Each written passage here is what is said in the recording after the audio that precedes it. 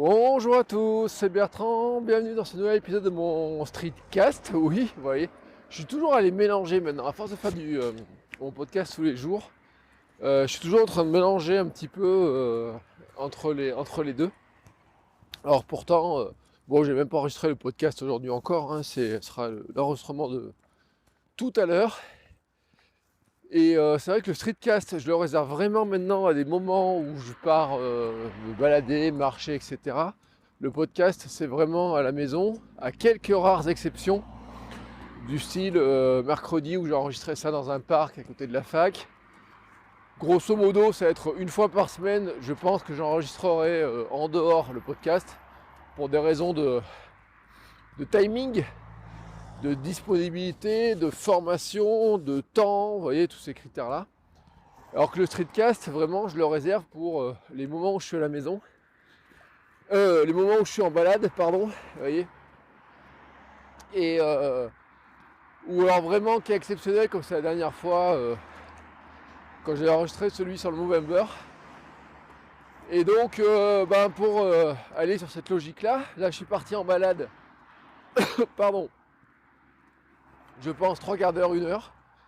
Normalement, on est vendredi soir. Le vendredi soir, normalement, c'est le jour où je m'entraîne avec le club en course à pied. Mais aujourd'hui, je sèche. Ce qui était prévu, j'avais prévenu, on est quelques-uns à faire pareil parce que demain, nous avons une course, un trail nocturne, et donc on s'entraînait mercredi. Mercredi, c'est une grosse séance de VMA, donc de travail sur... puis de la VMA... comment dire, c'est pour travailler la vitesse et votre capacité. Alors je vous donne à peu près le genre d'exercice à la con qu'on fait. Il neigeait, il pleuvait, enfin oui il neigeait presque, il pleuvait, il faisait froid, bref. Et donc après 27 ou 29 minutes d'échauffement, on a fait quelques tours de piste à fond. Alors je dis à fond mais c'est pas vraiment à fond. C'était en fait à 95% de la vitesse maximale, alors qui est pour moi, ma vitesse maximale elle est autour de 15, 8, 16 km/h, voilà, enfin oui, à peu près dans ces zones-là. Mais ça c'est impossible à tenir vraiment sur 1 heure, bien sûr. Donc on essaye de travailler pour développer la puissance cardiaque, etc. Mais on travaillait à 95%, voilà. Et à 95%, on a fait... Allez, l'équivalent, ça faisait 8 fois 600 mètres. À 95% avec juste une petite pause de 200 mètres à la cool entre, vous voyez. Si vous vous rendez pas compte, les 600 mètres, il fallait, moi je les faisais en 2 minutes 26 à 2 minutes 30, voilà. Ce qui veut dire que ça tourne au kilomètre à autour de 4, allez 4,8, 4 minutes 8 du kilomètre, quelque chose comme ça. L'idéal pour moi, ça serait d'arriver à 4 minutes du kilomètre dans ma progression. J'y suis pas, hein. J'y suis, enfin, les 10 à 15 secondes qui me manquent à gagner pour y être vraiment en course sont durs à grignoter. Mais c'est aussi ça le but de l'entraînement. Alors, mercredi soir, c'était dur à grignoter parce que tout simplement, il fallait, après une grosse journée de cours, j'avais fait 7 heures de cours dans la journée. Je m'étais levé, comme tous les matins assez tôt, pas de sieste, des repas pas très corrects, voilà, tout simplement. Et donc, j'avais mangé à midi un panini, ce que ils appellent ça un panini tartiflette. Ça vous donne à peu près le schéma des choses. Et j'ai pris un petit yaourt à boire Michel Augustin, de l'eau, voilà. Et puis dans le train, avant d'aller à l'entraînement, j'ai pris une compote et une barre de chocolat. Et alors qu'il y a une caractéristique, c'est que c'est le genre de truc qui va très bien avant d'aller au HIIT ou au fitboxing, mais pas sur du running, où le running, l'entraînement, le HIIT, l'entraînement était de 45 minutes très intensif et de l'explosivité. Où donc là, on puise directement dans le sucre qu'on vient d'ingurgiter, c'est pas très gênant. Mais sur le running, on est à des entraînements d'1h30. Et ce qui veut dire que je me suis retrouvé à court de batterie, ma batterie interne s'est retrouvée un petit peu à plat sur la fin de la séance de VMA de mercredi.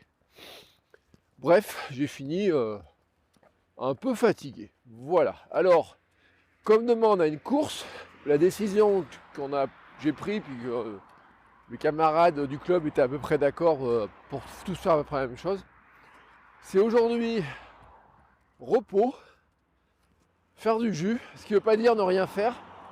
Alors il y a deux techniques pour ceux qui ne veulent rien faire. Il y a ceux qui ne font rien du tout, qui se mettent les pieds en éventail sur le canapé. Il y a il y a trois techniques. Ouais, la technique de ceux qui font vraiment rien. Il y aurait la technique intermédiaire qui serait de dire, comme ce que je fais là, je vais marcher. Et puis il y a la technique de ceux qui, eux, vont courir, mais petite séance légère, tout doucement, avec juste des accélérations 30-30 qu'on appelle, donc 30 secondes d'accélération, 30 secondes à la cool, voilà. Moi j'ai pris la décision d'aller marcher, parce que la semaine dernière j'ai fait une course pour le Movember, là, samedi dernier, et j'ai pas couru de la semaine. Et la reprise après avoir fait 6 jours ou 7 jours de pause avait été compliquée. Donc c'est pas mal d'avoir une activité, de faire un peu marcher les jambes, mais je voulais pas courir, donc je suis parti là à un bon pas. Alors j'ai un petit peu ralenti depuis que je vous parle, mais c'est un truc que j'ai décidé de faire et que je pourrais vous conseiller de faire. C'est de faire de la marche, ce qu'on appelle sportive ou active. Alors c'est pas la marche à la Johan Diniz qui se déhanche dans tous les sens, parce que là vous êtes à des vitesses proches de la vitesse d'un marathonien. C'est en fait d'accélérer votre pas, tout simplement. Et accélérer votre pas, ça veut dire quoi? C'est gagner quelques kilomètres/heure par rapport à votre vitesse de balade. Alors, pour vous donner un ordre d'idée, la vitesse de balade, on considère que les gens marchent entre 4 ou 5 km/h quand vous baladez. Regardez ça si vous avez une montre. Des fois un peu plus vite quand vous êtes pressé. En marche active ou sportive, les entraînements seraient plutôt de partir marcher à 8 ou 9 km/h. Voilà. Alors tout à l'heure je suis parti à 7,5. C'est pas du tout la même marche, je vous le dis. C'est-à-dire que tout d'un coup, de toute façon pour arriver à marcher à cette vitesse-là, il faut bouger les bras. Alors que vous ne pouvez pas marcher les mains dans les poches, vous voyez, du moment que je me suis mis à marcher les mains dans les poches, je me suis retrouvé à marcher qu'à 6 km/h, donc pas très rapide finalement. Et puis vous sentez qu'en fait votre corps a besoin de vous propulser, votre pied a besoin de dérouler, donc vous développez un peu plus de puissance. Moi je sens tout de suite la contraction dans les abdos, ce qui est super rassurant pour moi, ça veut dire qu'ils sont toujours là alors que j'ai pas fait d'abdos ces derniers temps. Et bien sûr, le souffle devient plus compliqué. Alors pourquoi je vous dis que c'est un bon truc à faire? C'est parce que pour ceux qui voudraient faire de l'endurance, mais pas courir, ou pas que courir, mais qui aiment bien marcher, et partir comme ça, à cette vitesse-là, alors bien sûr il y a un entraînement à faire, ne vous dites pas je vais partir tout de suite à 9 km/h, parce que de toute façon vous allez vous rendre compte que c'est...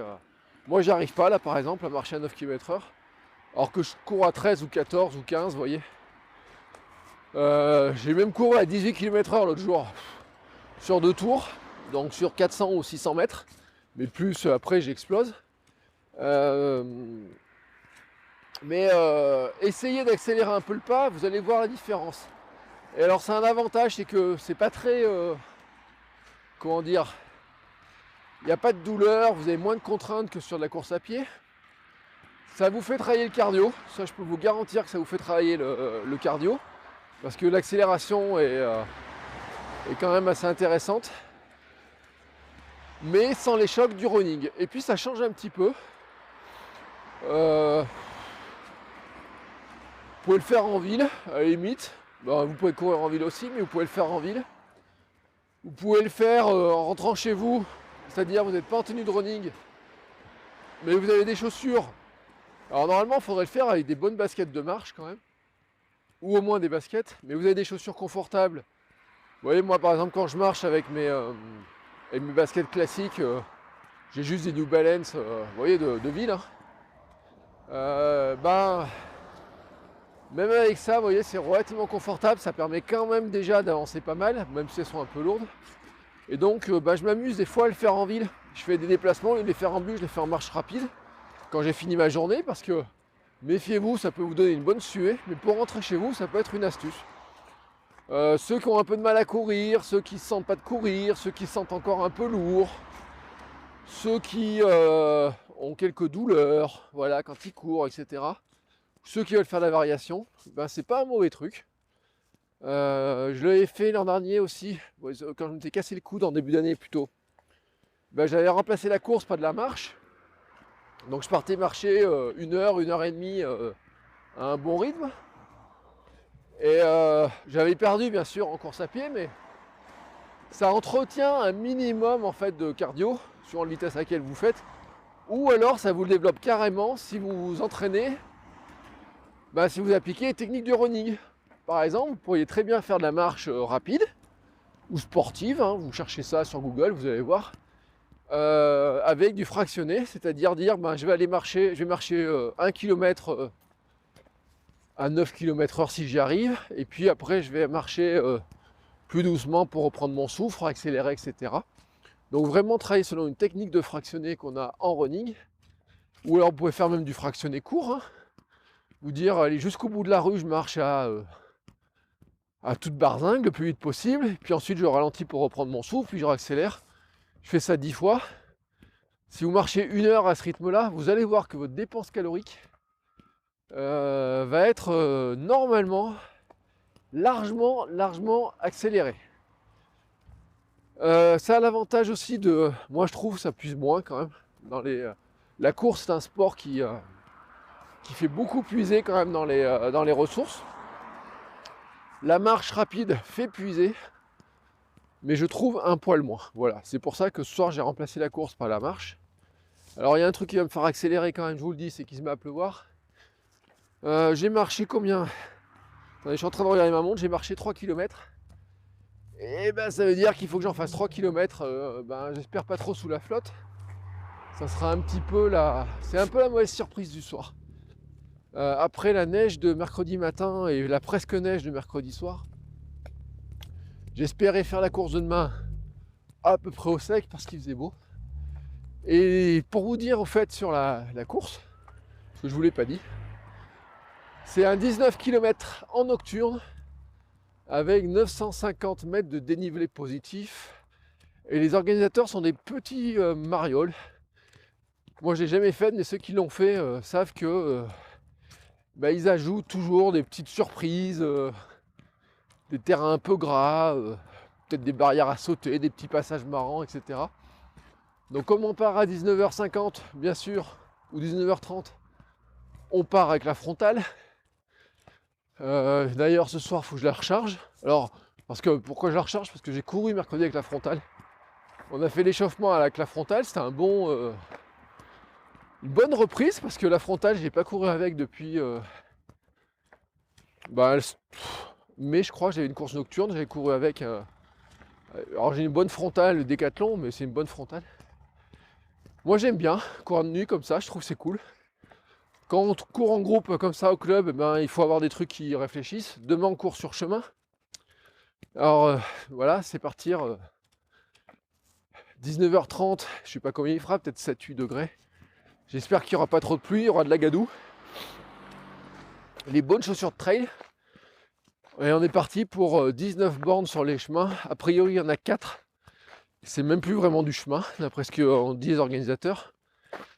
Donc, c'est le genre de discipline où là, par contre, on ne regarde pas du tout le chrono. Alors, bien sûr, certains vont le faire à une vitesse redoutablement incroyable. Et puis, nous, je sais pas à quelle vitesse on va le faire. Mes coéquipiers sont un peu plus rapides que moi. C'est-à-dire qu'ils courent en moyenne presque 1,30 km de plus que moi sur piste, sur route. Mais sur trail, je sais pas à quel point ils seront plus rapides que moi. Donc on verra. Hein. Si à un moment donné j'arrive pas à les suivre, je leur dirai qu'on se rejoint à l'arrivée. J'arriverai 10 minutes après eux, mais c'est pas très grave. Le but du jeu n'étant pas d'arriver premier, je vous rappelle que le but du jeu étant d'arriver toujours avec le sourire, la bonne humeur, etc. Boire une petite bière ou un vin chaud à l'arrivée, je sais pas ce qu'il y aura, mais moi je m'en méfie parce que si j'ai puisé dans les ressources, et ben ça risque de saouler du premier coup. Surtout que je bois pas une goutte d'alcool, vous voyez un peu le scénario. Alors si je vous fais un streetcast pompette demain soir, vous saurez pourquoi. J'ai quand même pris soin de me méfier un peu de l'alimentation parce que les courses du soir, j'ai joué quelques tours l'an dernier. Donc je vais manger quelques pâtes complètes assez tard dans la midi pour garder de la réserve. Et puis je me suis acheté mes traditionnelles barres d'effort pendant l'effort. Alors j'ai une barre pour l'effort court, une barre pour l'effort long. Donc j'ai 2 parfums. À la cerise, c'est pour donner l'énergie pour 19 bornes. Et à l'orange, c'est la barre qui me permettra de prendre un boost d'énergie avant les côtes, vous voyez, ou avant la ligne d'arrivée, enfin avant d'accélérer, quand ce sera l'heure d'accélérer vers la ligne d'arrivée dans les 2 derniers kilomètres, et ben ça mobilisera une énergie différente. Et puis je me suis aussi paré un truc que j'ai jamais testé, que m'a conseillé le gars du magasin où je vais tout le temps, c'est les cakes d'effort là, et qui pourrait résoudre mon problème de difficulté à manger avant les entraînements du mercredi. Tout simplement parce qu'il m'a dit qu'en fait je pouvais les faire congeler. Donc en fait il suffirait que je fasse mon cake, non pas dans un moule à cake. Alors vous savez le cake, hein, c'est un truc tout classique, hein, c'est la poudre avec un goût chocolat dans lequel vous mettez de l'eau, vous mettez ça au four. Et donc lui m'a dit qu'il les faisait congeler, donc il les met dans des moules à muffins. Une fois que c'est cuit, il émoule ça, il met ça au congèle. Et le matin, eh ben, il en sort un, ou la veille sur l'heure d'entraînement, pour laisser ça décongeler à température ambiante. Et donc ce qui me permettrait, moi, par exemple, quand je vais à l'entraînement de running le mercredi soir, eh ben, d'avoir mon petit cake dans mon sac, comme ça dans le train. Je pourrais toujours prendre ma compote. Hein, des fruits, c'est pas si mauvais que ça. Puis la compote a un gros avantage, ça se digère pas mal. Et un petit cake, comme ça, pour avoir une énergie un poil plus longue. Et donc, on verra. Je vous donnerai des nouvelles, je vous dirai si ça permet de bien fonctionner cette histoire, si j'ai plus d'énergie ou pas. Bon, là j'attaque la montée. Je suis à 6 km/h, donc je vais continuer à vous parler un petit peu. C'est un très bon exercice, vous voyez. Comme ça, je travaille en même temps mon souffle. En fait, j'ai plein de trucs à vous dire. Je suis toujours dans le Movember parce qu'on est au mois de novembre. Donc, je vous rappelle que vous pouvez rejoindre l'équipe des streetcasters. Alors, on n'est pas nombreux. Je crois pas qu'on ait collecté un euro. Hein. Moi, j'ai dit que de toute façon, je mettrai l'argent du Patreon de mon podcast Votre Coach Web dessus. Ce qui, je crois, représentera 17 € pour l'instant sur ce mois-ci. À peu près. Peut-être, je verrai si je double la mise avec... je sais pas. Je verrai comment je fais. J'ai aussi participé, je vous rappelle, vous pouvez participer, les filles aussi. Alors je vous recommande pas de vous laisser pousser la moustache, hein, bien sûr. Vous allez avoir un petit problème. Mais vous pouvez participer en faisant du sport. Et d'ailleurs tous, hein, vous pouvez participer en faisant du sport. C'est-à-dire que ceux qui font du sport, vous pouvez rajouter vos kilomètres de sport et vos minutes de sport, je crois. Donc que vous soyez un gars ou une fille, inscrivez-vous, participez. Après, bien sûr, on travaille pour avoir une belle moustache. Notre ami suisse, John, a réussi à avoir une belle moustache parce que bon, il a un peu triché, mais il a eu raison. Et surtout, il a eu raison de ne pas faire comme moi parce que j'ai fait une connerie l'autre jour. Elle commençait à être un poil plus fournie. J'ai voulu la tailler. Et alors, j'ai fait une connerie. Je me suis trompé dans le réglage de ma tondeuse. Je lui ai voulu en fait la désépaissir. Sauf qu'au lieu de mettre la tondeuse à 2 mm et demi ou un truc comme ça, je l'ai mis à 0,5. Autant vous dire que il restait plus grand chose. Donc voilà, il fallait que ça repousse. Donc ça repousse doucement. Là à l'arrivée en rentrant à la maison. Et pour tout vous dire, je suis en train de prendre une belle suée dans la montée. Donc c'est pour ça que en arrivant, je vais filer sous la douche. Je vais aussi essayer de voir à quoi ressemble cette moustache en taillant un peu plus, en rasant. Et j'espère pouvoir vous faire une première photo plus moustachu demain, sachant que je pense que de toute façon j'aurai ma tête de Freddie Mercury qu'à la fin du mois. Donc voilà, je la garderai pas très longtemps, mais le principe, voilà, c'est que d'en parler à chaque fois, d'en parler autour de vous, de participer, de trouver un moyen de participer. Je vous rappelle, c'est pour les maladies, contre les maladies masculines. Je crois que je ne l'avais pas dit la dernière fois, c'est aussi contre la démence, qui, je vous avoue, me fait aussi un peu plus, peut-être même un peu plus peur que d'autres trucs, vous voyez.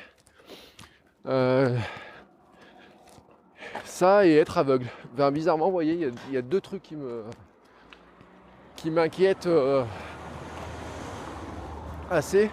Bon, après, si j'allonge la liste, c'est pas que ça m'inquiète, parce que comme je le disais l'autre jour dans Real Life, je suis pas d'un naturel très inquiet. Après ce que j'avais vécu au boulot, j'ai appris à souffler, à relativiser beaucoup de choses. Donc je sais que de toute façon, si ça doit arriver, malheureusement, on est tous égaux là-dedans. Donc on peut essayer de prévoir les choses, on peut essayer de faire en sorte de financer ceux qui font des recherches pour éviter que ça arrive. Malheureusement, s'il y a des trucs qui doivent nous tomber dessus, ça nous tombera dessus. Donc c'est pas la peine de s'en faire de l'hypothétique coup qu'on va être malade ou pas un jour.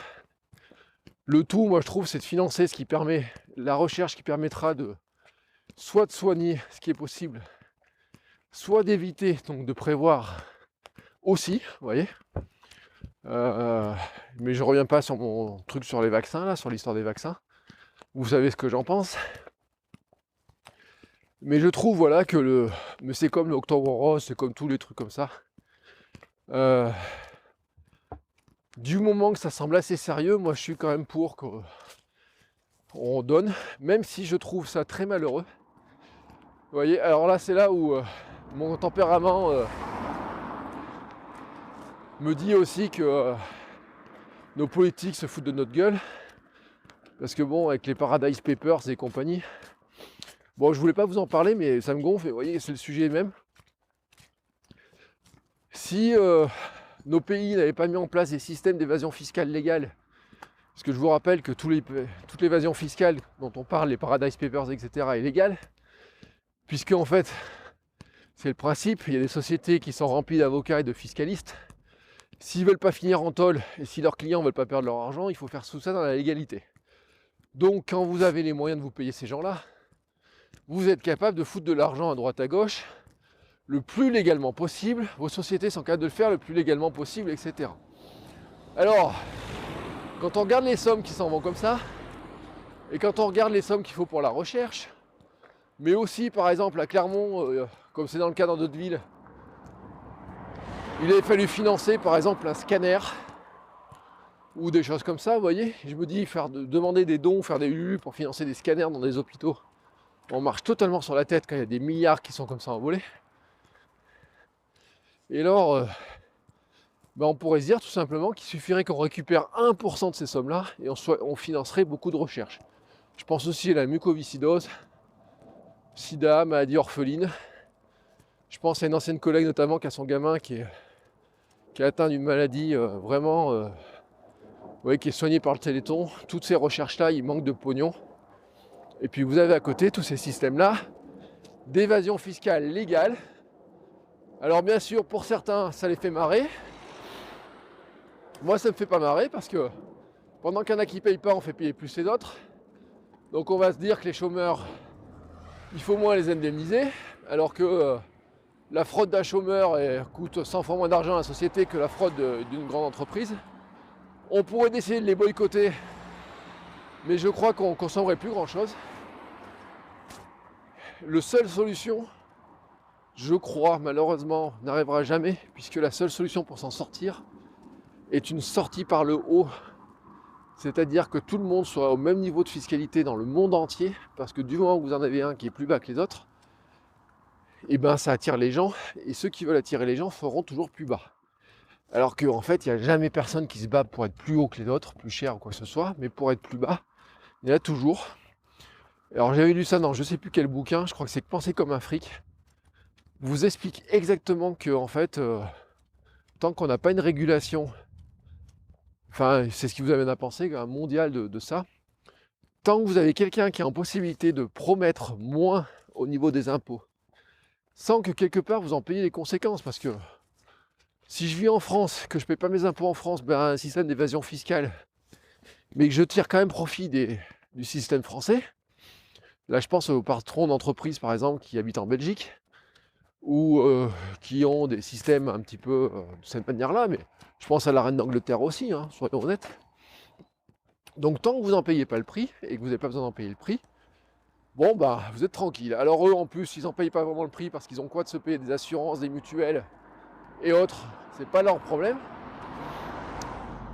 Et donc tant que vous trouvez un État ou un pays qui vous permet d'optimiser ça, il y a une course à être le pays qui fera le moins d'impôts, etc.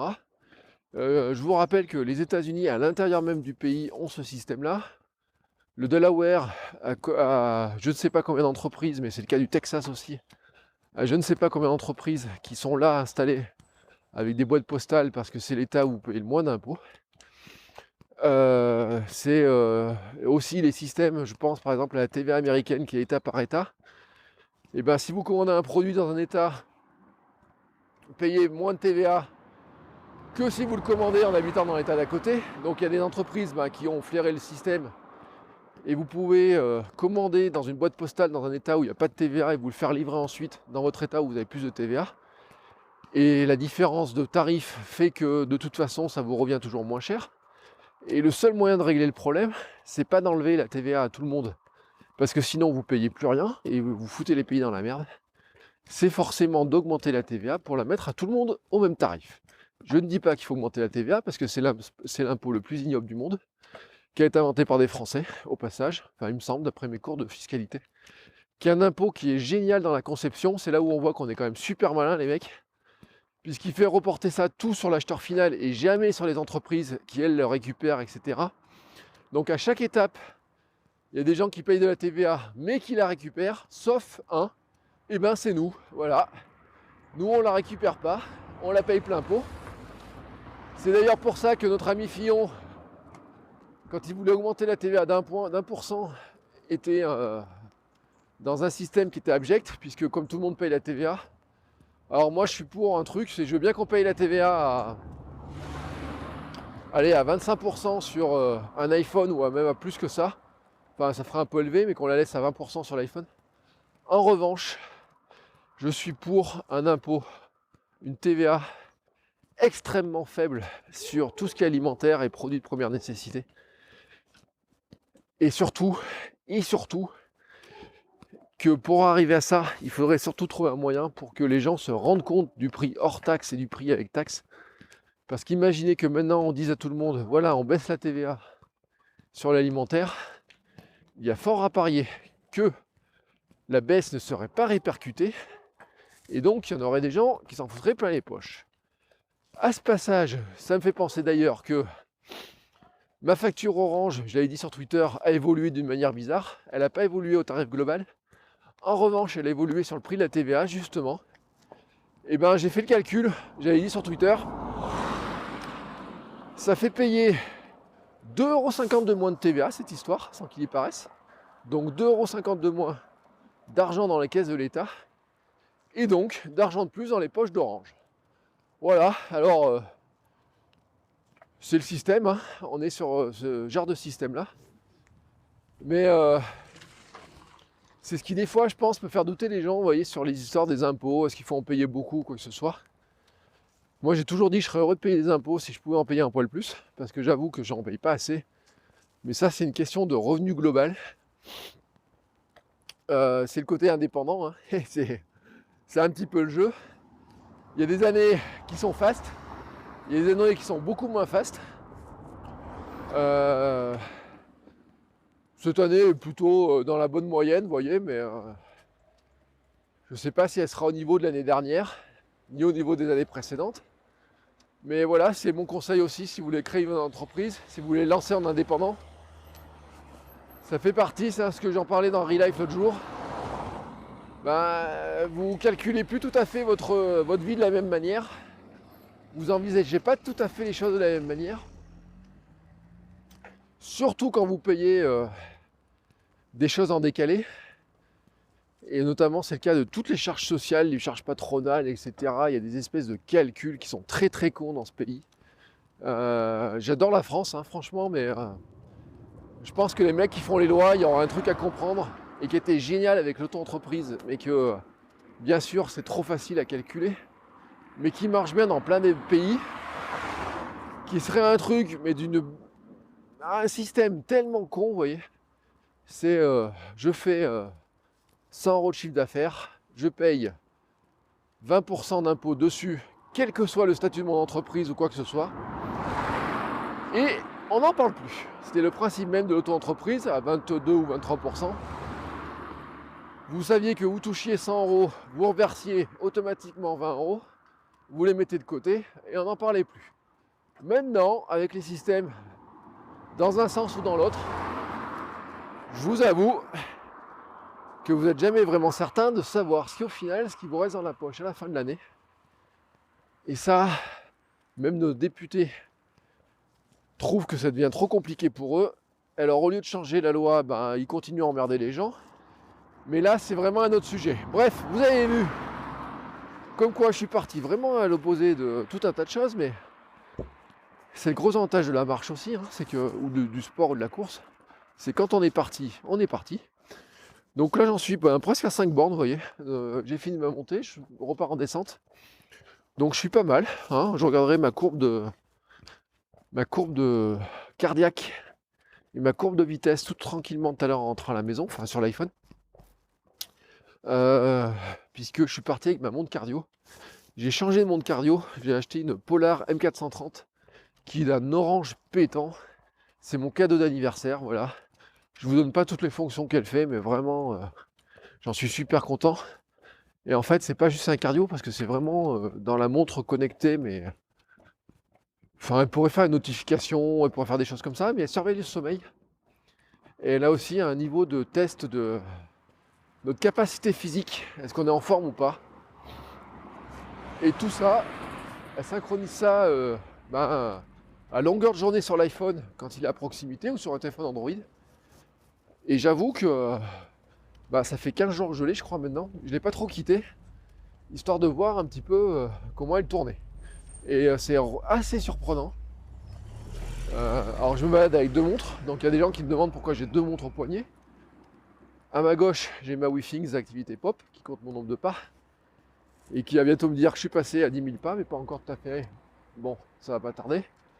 Et à ma droite, ma Polar, qui me compte aussi le nombre de pas, et qui est assez raccord, qui surveille aussi le sommeil, qui est assez raccord. C'est là où je dis d'ailleurs que ceux qui pensent que les trucs de tracker d'activité ne sont pas forcément justes, oui, ils ont toujours une marge d'erreur, mais ils restent relativement synchronisés les deux, hein, vraiment, avec une précision, je pense, plus importante pour la Polar sur le sommeil, qui doit venir, je ne sais pas ce qu'elle utilise, mais il y a un truc qui est très marrant. Elle a ce qu'on appelle l'affichage jumbo. L'affichage jumbo affiche l'heure et puis il vous affiche un petit personnage. Et le petit personnage, quand vous bougez pas, il est assis. Quand vous marchez, il marche. Quand vous courez, il court. Et donc quand il est assis depuis trop longtemps, la montre elle vibre et vous dit Eh mon gars, c'est l'heure de marcher. Voilà. C'est une fonctionnalité très couillon, mais qui pourra peut-être aider. C'est le genre de fonctionnalité que je pense qu'on doit avoir sur l'Apple Watch, hein, bien sûr, sur toutes les montres connectées. Mais si vous voulez pas avoir une montre connectée type Apple Watch ou quoi que ce soit, juste un cardio, celui-ci coûte 229 €. Hop là, il fallait me faire écraser par un gros 4x4. Enfin écraser, mais elle pas vu quoi. Moi je l'ai vu, mais lui il m'avait pas vu. C'est le principe même des 4x4. Non, mais je vais pas vous dire ce que je pense des bagnoles et des 4x4, parce que je serais reparti pour 10 minutes. Allez, je me tape la dernière montée. Donc sur ce, je vous souhaite à tous une très très belle soirée, parce qu'il est quelle heure presque 6h moins 10, ouais, 6h moins 10, pas loin. Donc le temps de publier ça sera le soir. En tout cas, je vous souhaite à tous un très bon week-end sur l'heure à laquelle vous m'écoutez. le jour, si vous êtes samedi, quel jour on est. Voilà, profitez bien du week-end. Non pas que pour faire la grasse mat, mais aussi pour faire un peu de sport. Créer du contenu, mais ça c'est plutôt ce que je vous dis dans notre podcast. Faire du vélo, faire votre jardin, je sais pas. Nous, la pluie, moi, m'empêche de faire ma cour, parce que j'ai une cour que j'ai pioché là et tout. Je suis en train d'enlever la dalle, et donc j'ai tapé toute la dalle à la pioche. Donc la pluie va m'empêcher de la finir. Mais en tout cas, demain, je peux vous garantir que 19h30, pour avoir une petite pensée pour moi, je serai sur les chemins, avec le sourire, la frontale, le sac d'eau, le camelback dans le dos, et mes petites provisions. Et je serai parti avec la GoPro. Tiens, je vais prendre la GoPro pour faire quelques images s'il y a quelque chose à faire, j'en sais rien. Et peut-être que je vous ferai un petit vlog sur YouTube. Voilà, allez. Sur ce, c'est dit. Je vous souhaite ce coup-là une très belle journée, une très belle soirée. Et je vous dis à bientôt pour un nouvel épisode du Streetcast. Et bien sûr, à tous les jours sur le podcast. Ciao, ciao.